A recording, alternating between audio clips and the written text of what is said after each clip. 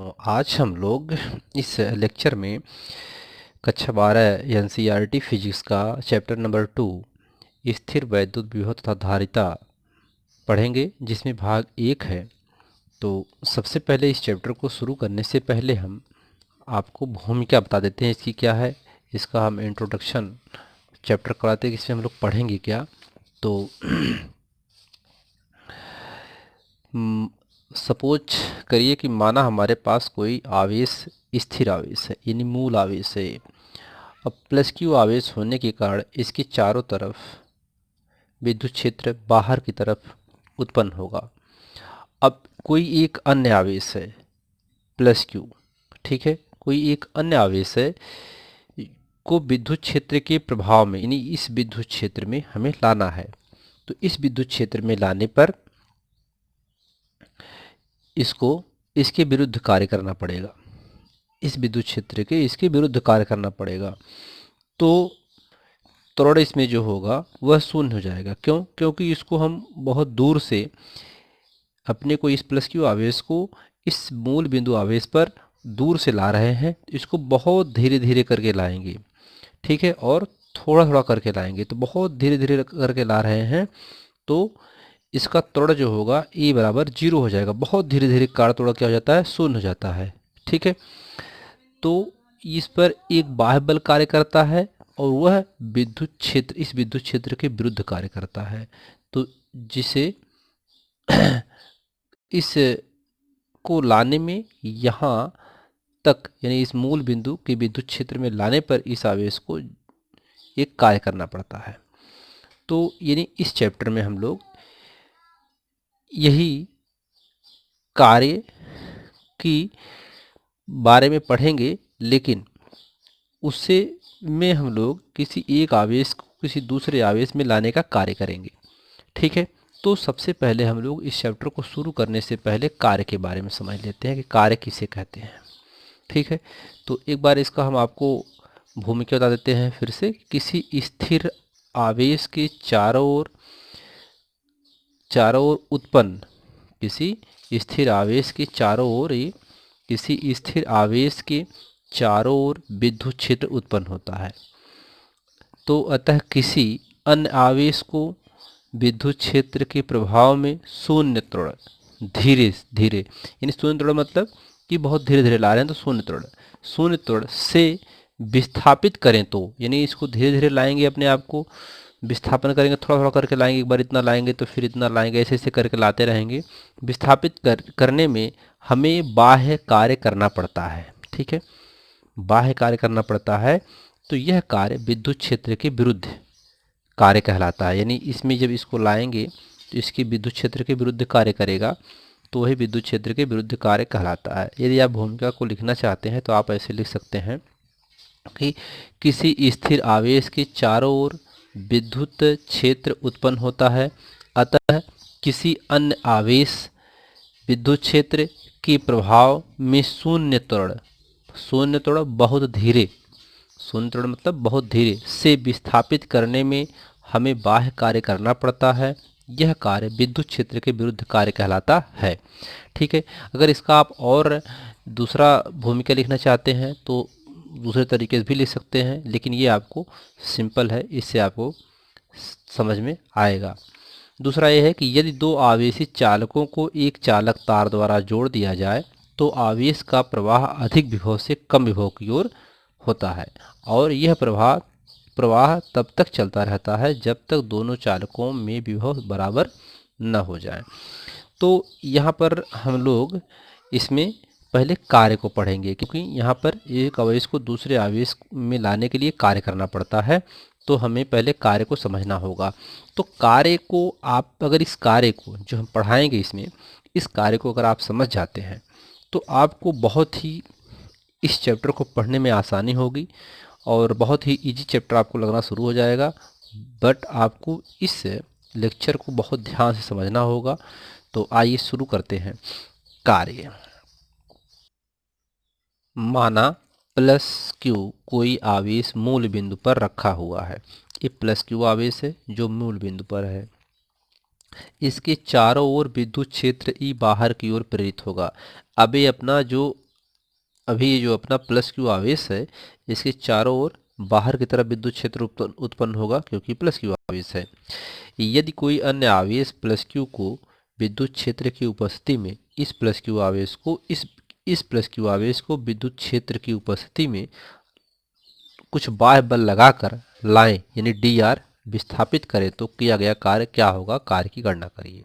ठीक है, तो हम लोगों को जो इस चैप्टर में पढ़ना है वह एक आवेश को दूसरे आवेश को लाने में किए गए कार्य। तो इसलिए कार्य को हम लोग अच्छी तरीके से समझते हैं। अगर इसको आप समझ गए तो समझिए आप इस चैप्टर को बहुत अच्छी तरीके से समझने वाले हैं, बहुत आसान आपको ये चैप्टर लगेगा। अब यहाँ पर है, यहाँ पहले इस फिगर को समझिए, ये प्लस क्यू आवेश जिसके चारों ओर विद्युत क्षेत्र उत्पन्न हो रहा है और एक दूसरा आवेश जो इसके में लाया जा रहा है, यह भी प्लस क्यू आवेश है। इसमें भी चारों तरफ बाहर की तरफ विद्युत क्षेत्र उत्पन्न होगा और इसे बी बिंदु से, इस प्लस क्यू आवेश को बी बिंदु से इस मूल आवेश के विद्युत क्षेत्र ई में लाना है। यह इसको हम लोग बहुत दूर से ला रहे हैं तो थोड़ा थोड़ा करके विस्थापित करके लाएंगे, यानी थोड़ी थोड़ी दूरी करके लाएंगे तो थोड़ा कार्य करके इसमें लाने का प्रयास करेंगे। तो इस पे एक एफ एक्सटर्नल यानी एफ बाह्य बल लगाएंगे, तो यह बाह्य बल लगेगा इस पे, तो ये इसमें आएगा। ये इस विद्युत क्षेत्र के कारण यहाँ पर एक एफ ई इलेक्ट्रिक फोर्स यानी विद्युत बल बराबर क्यू ई, हम लोग पीछे पढ़ चुके हैं इस पिछले चैप्टर में इसको। तो यह विद्युत क्षेत्र इस पर अपना भी बल लगा रहा है, तो इसलिए इलेक्ट्रिक फोर्स जो होगा क्यू ई होगा यहाँ पर। तो यह इसके विरुद्ध कार्य करेगा, इसको इधर ढकेलने की कोशिश करेगा और हम बाह्य बल लगा करके इसमें लाने का प्रयास कर रहे हैं, तो जिसकी वजह से यहाँ पर हम इसको बहुत धीरे धीरे ला पाते हैं। तो धीरे धीरे ला पाते हैं। तो यहाँ पर ये एफ ही जो होता है यह इसके विरुद्ध कार्य करता है, अर्थात नेगेटिव होता है। जब हम इसको बहुत इसके विरुद्ध कार्य करके इस फोर्स के बाह्य बल लगा कर लाते हैं, बहुत धीरे धीरे लाते हैं, तो यहाँ पर त्वरण क्या हो जाता है, शून्य हो जाता है। ठीक है, तो आइए इसको आगे देखते हैं। अब कार्य बराबर बल गुणे विस्थापन, यहाँ कार्य हो रहा है इसको लाने में, तो कार्य का फार्मूला क्या होता है, कक्षा 11 में आप लोगों ने पढ़ा है, बल गुणे विस्थापन होता है। बल कार्य डी डब्ल्यू होगा यानी थोड़ा कार्य के लिए, बल एफ एक्सटर्नल फोर्स इस पे लगाया जा रहा है इसमें लाने के लिए इस विद्युत क्षेत्र में, गुणे डी आर यानी थोड़ा विस्थापन किया जा रहा है, तो F external into D R, ये समीकरण नंबर 1 मान लेते हैं। अब यहाँ पर एक्स बी बोले तो जो यह आपका एक्स बी यानी ये बी पोजीशन पर है, ये ए पोजीशन पर है, यानी इस बी को इस ए पोजीशन में, ए पोजीशन ये जो ए है यह विद्युत क्षेत्र में लाया जा रहा है, बी बिंदु को इस प्लस मूल बिंदु क्यू के विद्युत क्षेत्र में लाया जा रहा है। तो एक्स बराबर बी स्थिति में से विद्युत क्षेत्र के विरुद्ध एक्स बराबर ए स्थिति तक आवेश को लाने में कुल कार्य, अभी उसको यहाँ से यहाँ तक लाने में आवेश को कितना कार्य करना पड़ेगा। तो हम थोड़ा करके ला रहे हैं तो उसका समाकलन करते हैं, समाकलन करके थोड़ा थोड़ा बाद में इसको जोड़ लेते हैं, हम लोग इसको जानते हैं। तो यहाँ पर इंटीग्रेशन यानी समाकलन बी से ए तक लाने में किया गया कार्य, ठीक है, बी से ए तक लाने में किया गया कार्य। अब समाकलन यहाँ पर बी से ए तक लाने में किया गया कार्य एफ एक्सटर्नल और इसका, तो इसका हम लोगों ने समाकलन किया बी से ए बिंदु तक लाने में। त्वरण यहाँ पर 0 है, त्वरण 0 क्यों है, क्योंकि इसमें इसको दूर से ला रहे हैं तो बहुत धीरे धीरे, इतना धीरे धीरे ला रहे हैं कि यहाँ पर त्वरण ई बराबर क्या हो जा रहा है, शून्य हो जा रहा है। अच्छा, जो त्वरण शून्य हो जा रहा है, तो जब त्वरण शून्य हो जाएगा अर्थात ए इज इक्वल टू 0 हो जाएगा। जब ए 0 होगा तो बल एफ बराबर होता है एम ई या एफ नेट बल भी लिख सकते हैं आप, तो एफ यहाँ पर 0 हो जाएगा। ठीक है, तो एफ यहाँ पर क्या हुआ, 0 हुआ, तो इसलिए एफ नेट बल भी यहाँ पर शून्य हो जाएगा, वहाँ पर एफ नेट बल क्या हो जाएगा, शून्य हो जाएगा। अब एफ एक्सटर्नल बल और प्लस एफ ई बराबर 0। ठीक है, अब यहाँ से एफ एक्सटर्नल बल बराबर माइनस एफ ही हो जाएगा। अब यहाँ पे देखिए एफ एक्सटर्नल बल है और ये एफ ही है, यानी यह बल इधर लगाया जा रहा है, ये बल इधर लगाया, दोनों बल आपस में जुड़ेंगे, एक दूसरे को धक्का देंगे तो एक दूसरे के विपरीत जाएंगे। तो विपरीत जाने का मतलब हुआ कि ये इधर लाया जा रहा है, इसके विद्युत क्षेत्र में लाया जा रहा है, तो ये इधर अपना विद्युत बल इधर लग रहा है और इस बाह्य एक्सटर्नल जो बाह्य बल लगा रहे हैं वह इसमें लाने के लिए प्रयास किया जा रहा है। तो ये इसके विरुद्ध कार्य कर रहा है, इसलिए माइनस एफ ई होगा। ठीक है, तो इलेक्ट्रिक फोर्स यानी विद्युत बल जो होगा वह बाह्य बल के बराबर तो कार्य करेगा लेकिन विपरीत कार्य करेगा। और एफ ई बराबर विद्युत बल बराबर होता है क्यू ई। अब यहाँ पर इसकी जगह पर एफ ही जगह हम क्यू ई रख सकते हैं, यानी कहने का मतलब कि एफ एक्सटर्नल जो बाह्य बल है वह बराबर माइनस एफ ई। तो एफ ई का वैल्यू कितना है, क्यू ई, तो क्यू ई हुआ माइनस में होगा, यहाँ माइनस में है क्यू ई हो जाएगा। तो वही यहाँ पर एफ एक्सटर्नल जो होगा माइनस इतना हो जाएगा, तो क्यू ई हुआ यहाँ पे।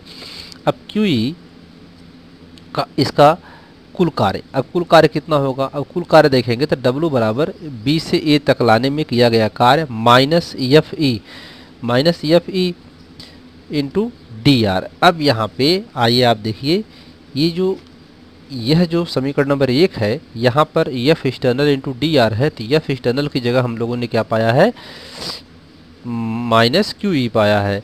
एफ ई बराबर एफ एक्सटर्नल, यहाँ एफ ई रख दिए तो डी आर हुआ। अब एफ ई की जगह यहाँ पर हम फिर लिखते हैं बी से ए तक लाने में किया गया कार्य minus Q E into D R. ठीक है, अब यहाँ पर इस वैल्यू को पुट कर दिए, अब इसको क्यू को बाहर करेंगे तो जब माइनस में आ जाएगा तो यहाँ पर बी से ई तक और ई डॉट डी आर, तो बी से ए तक किया गया कार्य। और डब्ल्यू ए बी, तो बिंदु बी से ए तक लाने में किया गया कार्य। ठीक है, तो ये आ गया यहाँ पे बिंदु बी से ए तक लाने में किया गया कार्य। ये अपने पास फार्मूला आ गया कि बिंदु बी से ए तक लाने में किया गया कार्य माइनस क्यू समाकलन बी से ए तक किया गया कार्य ई डॉट सदिश ई डॉट डी आर। ठीक है, तो यानी कार्य में हम लोगों ने क्या पढ़ा कि इसमें कोई मूल आवेश है और कोई अन्य आवेश को इसके विद्युत क्षेत्र में लाने में किया गया कार्य बराबर कितना होगा, यहाँ पर डब्ल्यू ए बी का मतलब क्या है, बी से यहाँ लिख दिया गया है, बिंदु बी से ए तक लाने में किया गया कार्य का सूत्र है माइनस क्यू और समाकलन बी से ए तक और ई डॉट डी आर। तो बी से ए तक समाकलन यानी बी बिंदु से ए तक इसके विद्युत क्षेत्र में लाने में किया गया कार्य। ठीक है, तो उम्मीद करते हैं कि आपको ये लेक्चर समझ में आया होगा और इसे आप ध्यान से समझें और नोट्स भी बनाते चलें आप। और पहले चैप्टर का पूरा आपको एक तरफ से समझाया गया, एक्सप्लेन किया गया है सभी पॉइंट को, और उसका नोट्स भी साथ में आपको दिया गया है और चैप्टर वाइज ऐसे आपको नोट्स मिलते रहेंगे। आपको अगर वीडियो अच्छा लग रहा है तो आप प्लीज़ लाइक करें, सब्सक्राइब करें। धन्यवाद।